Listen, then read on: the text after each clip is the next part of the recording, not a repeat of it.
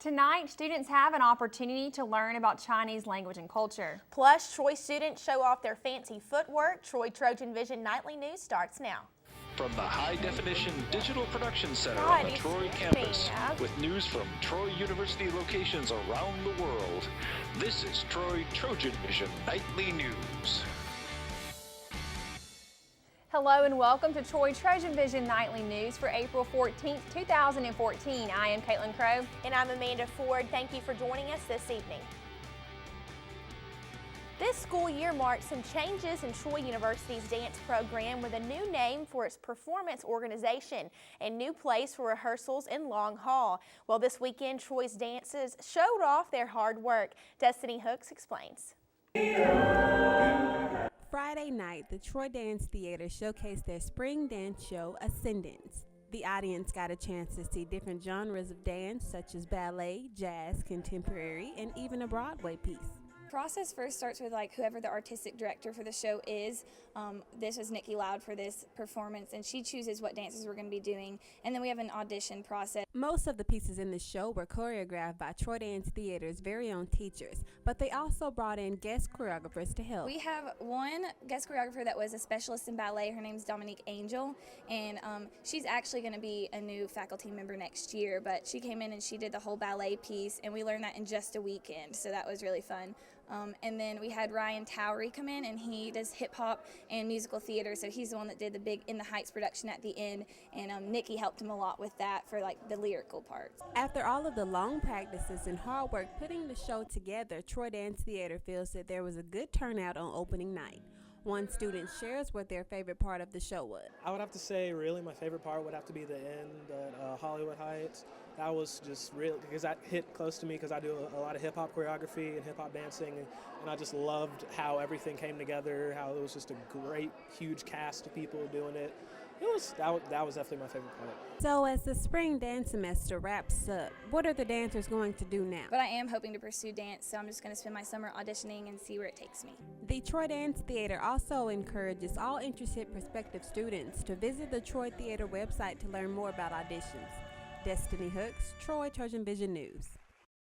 And for more information about the dance program, you can visit troy.edu and click on the Communication and Fine Arts link under Academics. There's an opportunity for young people to learn about Chinese language and culture at Troy University this summer. Registration is now open for Star Talk, a summer program provided by Troy University's Confucius Institute.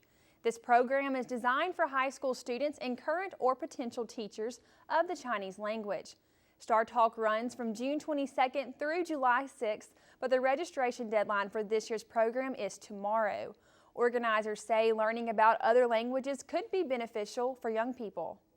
The sponsor of the Star Talk program, the federal agencies, a few of them, aim at the future generations of leadership for the United States. So they set up this program specifically. It's like an all paid for young people to become aware of other languages. Eventually it will benefit this nation. If you are interested in signing up for this year's Star Talk program, you can visit troy.edu/StarTalk. There you can find information about the program and application forms.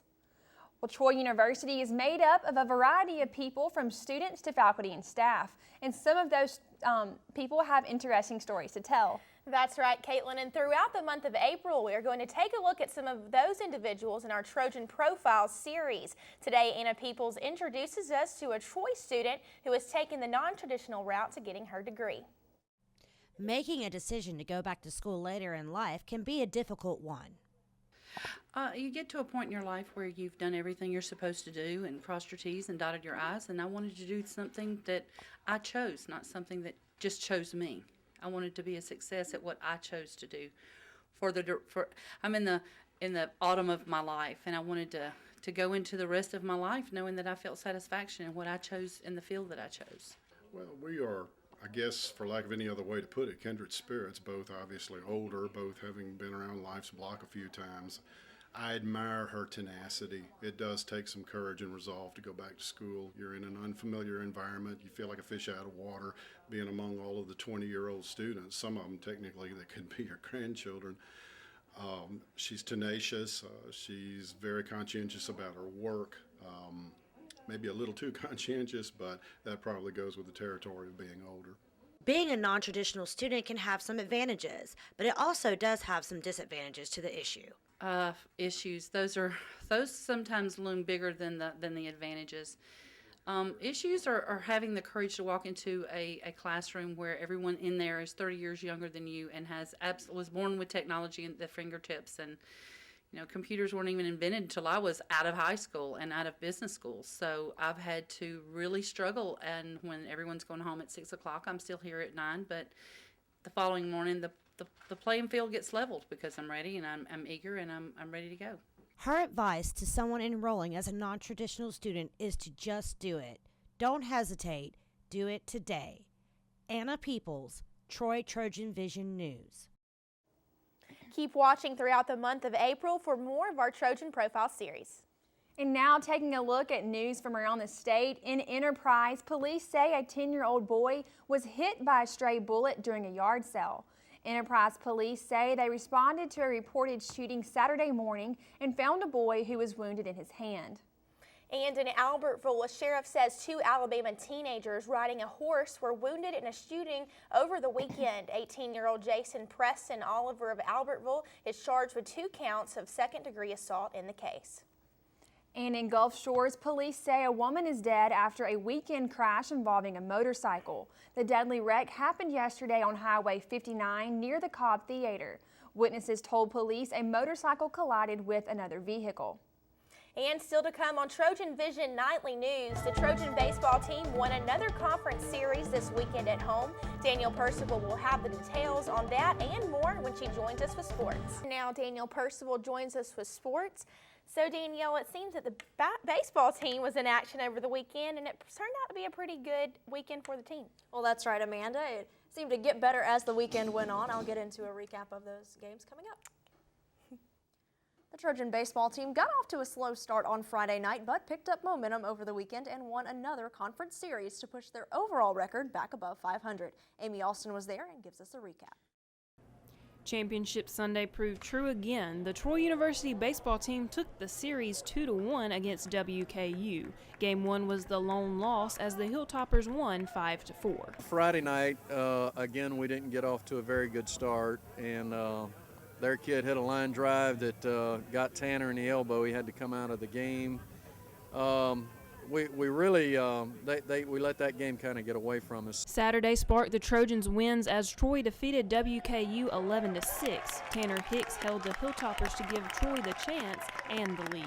Saturday came back behind a good performance from Shane McCain. Competed better, I felt like, as a team. Came up with a big win. Troy took the final game on Sunday to take the series victory. The Trojans won 10-5 over the Hilltoppers after WKU took the initial lead. After getting down 1-0, put up a big inning in like the 4th, scored 6, scored 4 more in the 8th to take a pretty big lead. Didn't finish it out quite the way I'd like to see us finish it out, but we did get the win 10-5. To win the series at home. That's something that we've struggled to do lately. 2 players who stood out throughout the weekend were David Hall and Garrett Pitts. David Hall was 4 for 5 on Saturday with 5 RBIs. Garrett Pitts had 2 RBIs on Friday, giving half the runs, and was 2 for 3 on Sunday. Those 2 have been our most consistent throughout the year, and it's good that you can lean on them kind of week in and week out. That's where they've been for most of the season for us. And we're trying to get the other guys to chip in around the work that they've been pretty consistent giving us. Amy Alston, Troy, Trojan Vision Sports. The Trojans will have the week off before heading back on the road to face Arkansas Little Rock in the Battle of the Trojans beginning Friday. The Trojan softball team was only able to split their series with UT Arlington over the weekend as Mother Nature intervened and kept the teams from playing their final game on Sunday. However, on Saturday, after falling in Game 1, Troy bounced back to take Game 2 against the Mavericks. Both games were decided by a single run, but in the second game, it was the Trojans who were on the winning side. Ashley Rainey pitched 9 total innings over the 2 games. She struck out 9 and allowed just 7 hits while giving up just 2 earned runs on the day and picking up the win.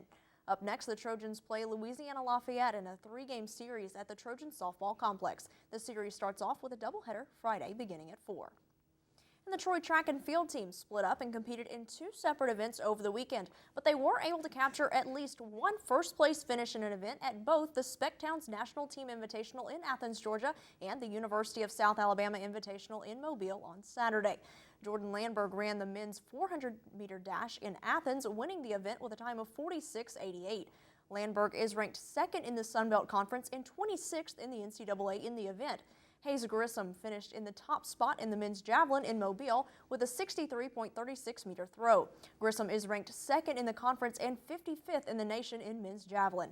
In the distance events, Michaela Hodges and Samantha Smith took 2nd and 3rd respectively in the 3,000-meter run, and Tim Bulger finished 8th in the 1,500-meter.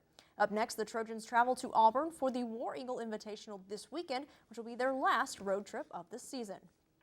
And the Troy women's tennis team closed its regular season with a 4-0 victory over ULM on a neutral court in Birmingham on Sunday. Anya Kosovic and Trang Hyun won their 16th straight doubles match and are now 17-2 on the season.